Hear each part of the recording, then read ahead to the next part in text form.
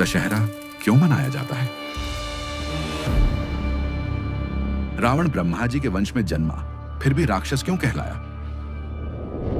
स्वर्णमयी लंका किसने बनवाई और रावण के हाथ कैसे पहुंची? सीता हरण का असली कारण क्या था?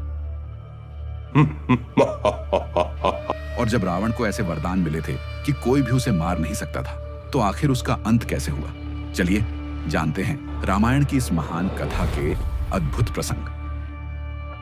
कथा को आगे बढ़ाने से पूर्व एक विनती है, आपकी एक क्लिक से यह दिव्य कथा और भी लोगों तक पहुंचेगी। तो अभी लाइक और शेयर कीजिए और कमेंट करिए, जय श्री राम।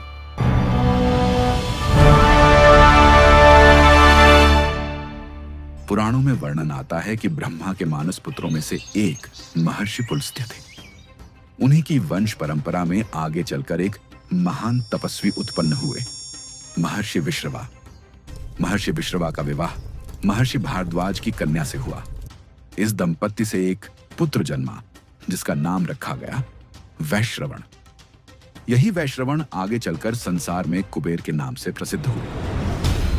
महर्षि विश्रवा ने अपने पुत्र वैश्रवण से कहा, त्रिकूट पर्वत की पश्चिम दिशा में एक स्वर्णमयी पुरी है जिसे विश्वकर्मा ने राक्षसों के लिए निर्मित किया था।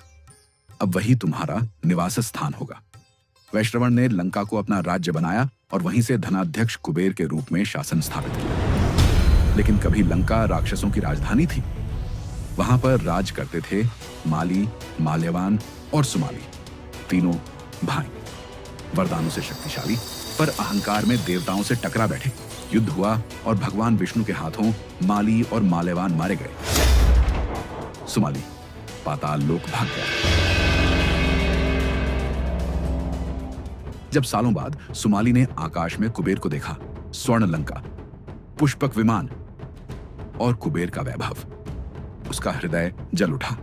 उसने प्रण लिया, लंका फिर असुरों की होगी।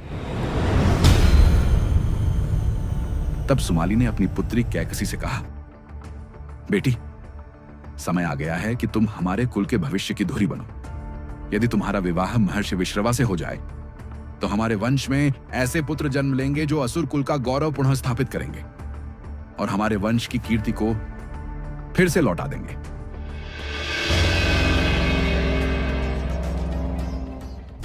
महर्षि विश्रवा और राक्षस कुल की राजकन्या कैकसी का विवाह हुआ।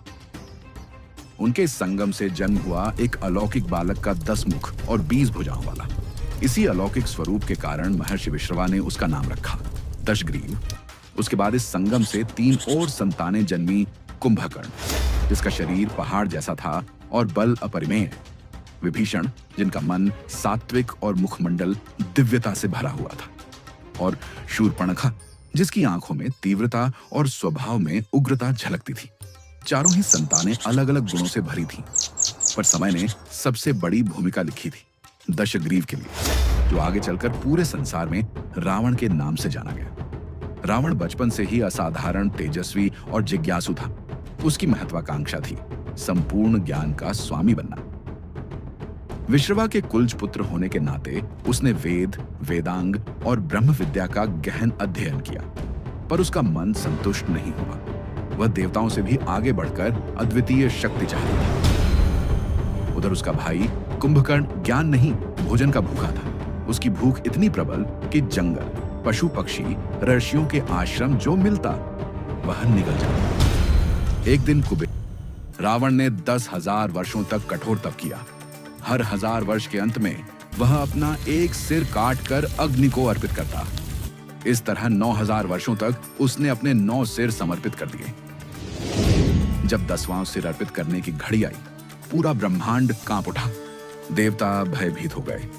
इतनी भयानक साधना उन्होंने पहले कभी नहीं देखी थी।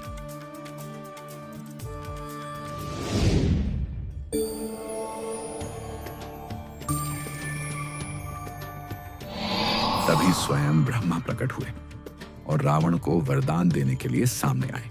हे पुत्र दशग्रीव, उठो। तुम्हारी कठोर तपस्या ने स्वयं मुझे यहां आने पर विवश कर दिया है। प्रभु, आपके दिव्य दर्शन पाकर आज मैं धन्य हो गया। मेरी हजारों वर्षों की तपस्या सफल हो गई।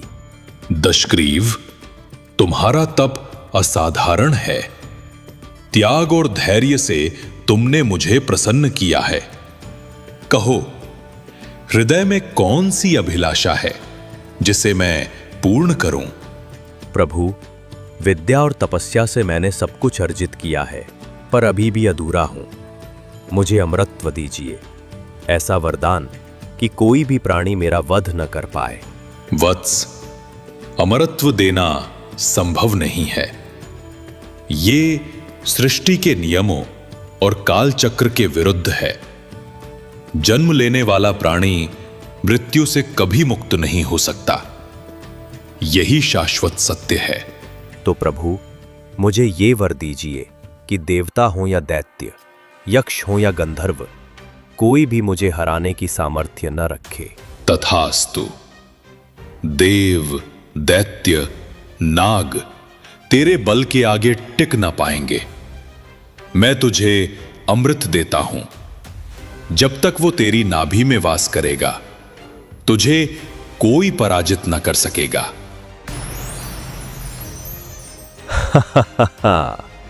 मेरे 10 मुख गाएंगे विजय गान, मेरी 20 भुजाएं नृत्य करेंगी पराक्रम का। अब तीनों लोकों में केवल रावण का तांडव गूंजेगा। माता कैकसी की वेदना और नाना सुमाली के बहकावे ने रावण को निर्णायक कदम उठाने पर मजबूर कर दिया। उसने स्वर्णमयी लंका की ओर कूच किया, वही लंका जो उस समय कुबेर के अधीन थी। भीषण युद्ध हुआ। रावण की 10 मुखों से गूंजती हुंकार और 20 भुजाओं से प्रहार करती प्रचंड शक्ति के आगे कुबेर की सेनाएं टिक न सकी। अंततः देवताओं के धनाध्यक्ष को लंका का त्याग करना पड़ा। इसके बाद उसने कुबेर से ही दिव्य पुष्पक विमान भी छीन लिया। रावण के साम्राज्य के उत्थान में एक महत्वपूर्ण मोड़ आया जब उसने असुरों के महान शिल्पकार मयासुर की पुत्री मंदोदरी से विवाह किया। मंदोदरी बुद्धिमान, धर्मपरायण और विवेकशील थी। रावण भगवान शिव का भक्त भी था। उसकी भक्ति इतनी गहन थी कि उसने स्वयं शिव तांडव स्तोत्र की रचना की और यज्ञों तथा ध्यान के द्वारा अद्वितीय सिद्धियां प्राप्त की। भगवान शिव ने उसकी कठोर तपस्या से प्रसन्न होकर उसे चंद्रहास नामक दिव्य तलवार भी प्रदान की।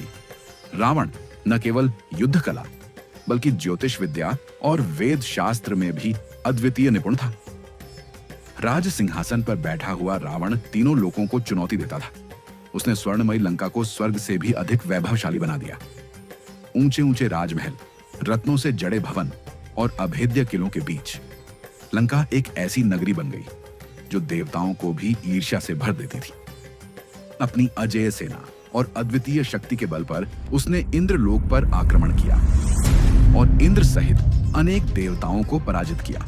उसने नवग्रहों और देवताओं को भी बंदी बना लिया ताकि कोई भी शक्ति उसके साम्राज्य को चुनौती न दे सके। इस प्रकार लंका बना एक अजेय साम्राज्य का प्रतीक, जहां शक्ति, वैभव, ज्ञान और भक्ति सब एक साथ रावण के चरित्र में गूंथ गए थे। सूर्यवंशी इक्ष्वाकु वंश की गौरवशाली परंपरा में अयोध्या पर शासन करते थे महाराज दशरथ। बल, धर्म और वैभव से संपन्न होते हुए भी उनके हृदय में एक ही शून्यता थी, संतान का अभाव। उन्होंने पुत्र का मेष्टि यज्ञ किया और यज्ञाग्नि से प्रकट अग्निदेव ने दिव्य प्रसाद दिया, जिसे महाराज दशरथ ने अपनी तीनों रानियों को दिया। कुछ समय बाद माता कौशल्या से राम, कैकई से भरत और सुमित्रा से लक्ष्मण शत्रुघ्न जन्मे।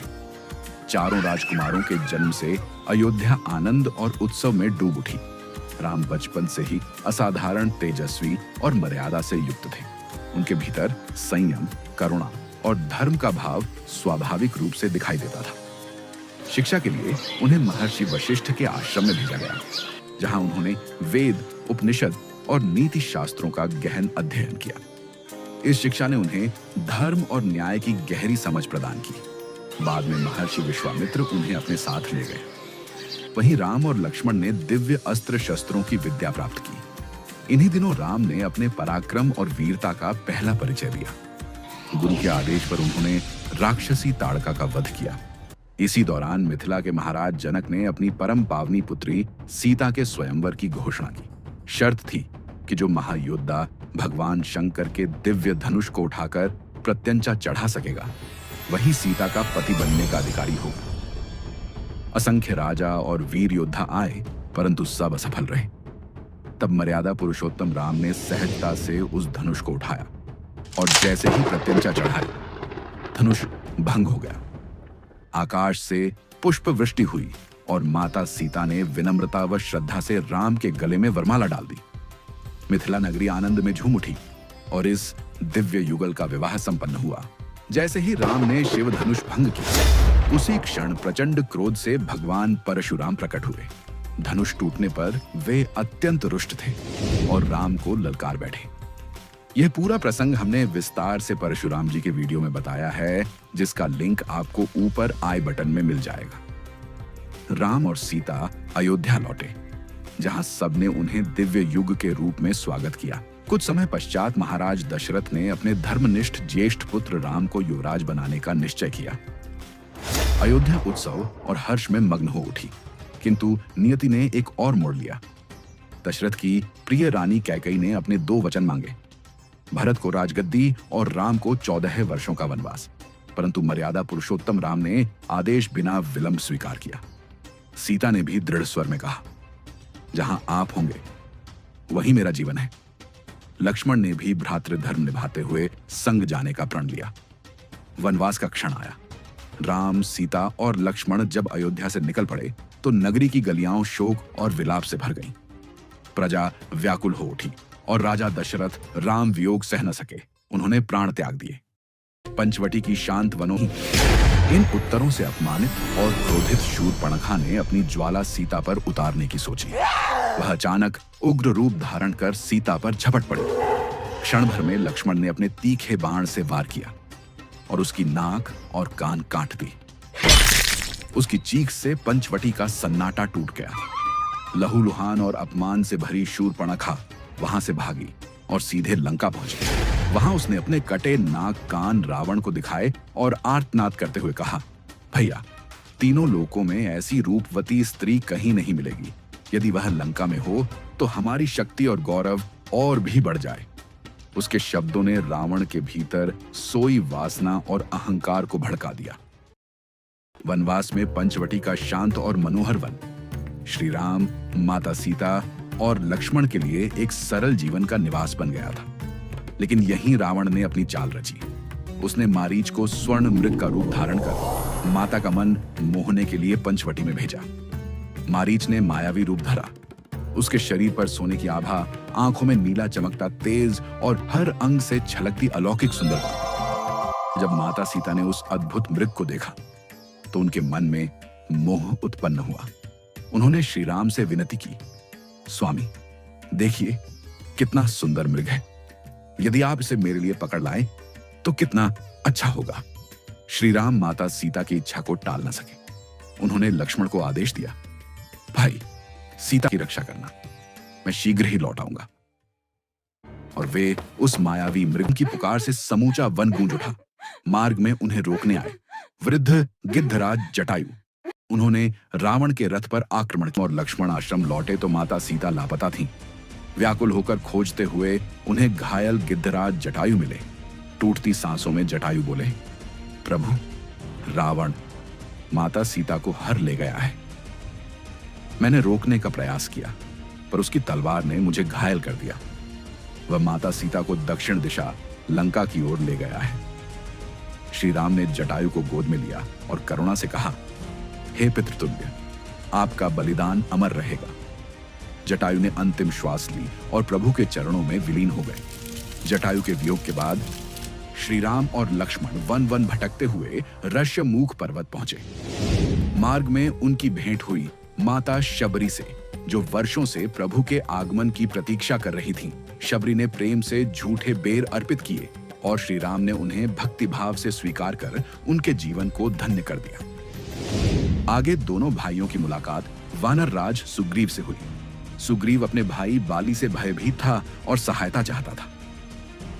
श्री राम ने उससे मैत्री का वचन लिया और बाली का वध कर सुग्रीव को किष्किंधा का राजा बनाया। यहीं पर श्री राम की भेंट हुई हनुमान से, जो केवल वानर नहीं बल्कि अद्वितीय भक्ति और पराक्रम का साक्षात प्रतीक थे। पहली ही भेंट में हनुमान ने प्रभु के चरणों में शीश नवाकर आजीवन सेवा का संकल्प लिया। सुग्रीव की वानर सेना के साथ हनुमान ने नेतृत्व संभाला और सीता माता की खोज का भार अपने कंधों पर लिया। ओ हनुमते रामम, एक छलांग से समुंदर लांघा, राम नाम से हृदय था साझा। आकाश बोला धरती पुकारे, वीर हनुमान लंका उतरे। हनुमान जी समुद्र पार कर लंका पहुंचे और अशोक वाटिका में माता सीता को देखा। उन्होंने प्रभु श्री राम की अंगूठी माता सीता को दी। माता सीता ने उसे पहचान कर कहा, हनुमान, प्रभु से कहना कि मैं रावण की कैद में हूं। मुझे विश्वास है वे अवश्य आएंगे। यह संदेश लेकर लौटने से पहले हनुमान जी ने रावण की शक्ति का आकलन करने का निश्चय किया। उन्होंने अशोक वाटिका में रावण की सेना को ललकारा। भीषण युद्ध हुआ और हनुमान जी ने असंख्य राक्षसों का संहार कर दिया। आखिरकार राक्षसों ने उन्हें पकड़कर रावण की सभा में लाया। रावण ने अपमानित करने के लिए उनकी पूंछ में आग लगाने का आदेश दिया, किंतु हनुमान जी ने उसी अग्नि को शस्त्र बना लिया। लंका की गलियों में दौड़ते हुए उन्होंने एक एक प्रासाद को जला डाला। पूरी लंका धधक उठी और रावण की नगरी भय और अफरा तफरी से भर गई।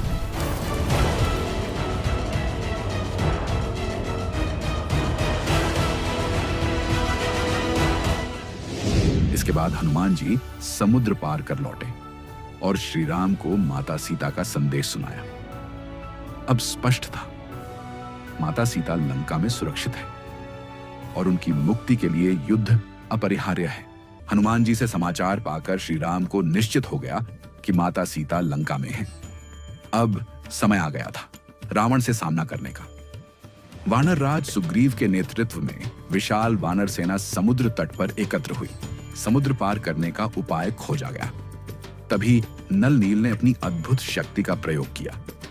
वे जिस पत्थर को जल में डालते वह डूबने के बजाय तैर उठता। श्री राम के नाम से अंकित शिलाएं समुद्र पर रखी गईं और धीरे धीरे एक भव्य सेतु का निर्माण हुआ, राम सेतु, जिसके सहारे पूरी वानर सेना लंका की ओर बढ़ी। राम सेतु पार कर जब वानर सेना लंका पहुंची तो समुद्र तट पर ही दोनों सेनाएं आमने सामने आ गईं। वानरों की गगन भेदी गर्जना और राक्षसों की भीषण हुंकार से रणभूमि गूंज उठी। युद्ध प्रारंभ हुआ। वानर वीर पत्थरों और वृक्षों से प्रहार करते तो राक्षस तलवार, गदा और मायावी अस्त्रों से प्रतिघात करते। हर ओर हाहाकार मच गया। इसी भीषण संग्राम के बीच प्रकट हुआ रावण का वीर मेघनाद। उसके रथ से अग्नि की लपटें उठ रही थीं और हाथों में चमक रहा था इंद्रजित का दिव्य धनुष। मेघनाद ने आते ही देवों तक को भयभीत करने वाली मायाएं रची। उसने अपने दिव्य अस्त्रों से वानर सेना को क्षण भर में तितर-बितर कर दिया। भीषण युद्ध में वह अदृश्य होकर आकाश से प्रहार करता और उसके बाणों की वर्षा से रणभूमि कांप उठी। मेघनाद लक्ष्मण पर एक और घातक शस्त्र चला दिया। लक्ष्मण गंभीर रूप से घायल हो गए और उनका प्राण संकट में आ गया। वहीं विभीषण और सुग्रीव ने हनुमान जी से प्रार्थना की। केवल संजीवनी बूटी ही लक्ष्मण को जीवन दे सकती है और वह हिमालय से लानी होगी। हनुमान जी बिना विलंब किए आकाश में उड़े। हिमालय पहुंचे, पर पहचान न होने के कारण पूरा पर्वत ही उठा लिया और लंका लौट आए।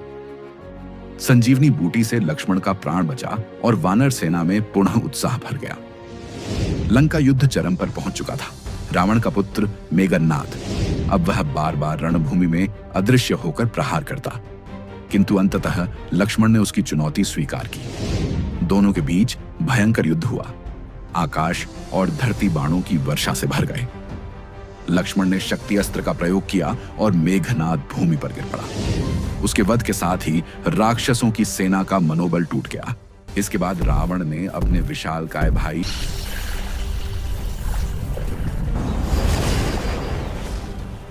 श्री राम और रावण में भयंकर युद्ध छिड़ा। बाणों की वर्षा से आकाश अंधकारमय हो गया। घंटों तक चले इस संग्राम में दोनों अपराजय प्रतीत हो रहे थे। तभी विभीषण ने रहस्य बताया, प्रभु, रावण की नाभि में अमृत है। जब तक वह सुरक्षित है उसे कोई नहीं मार सकता।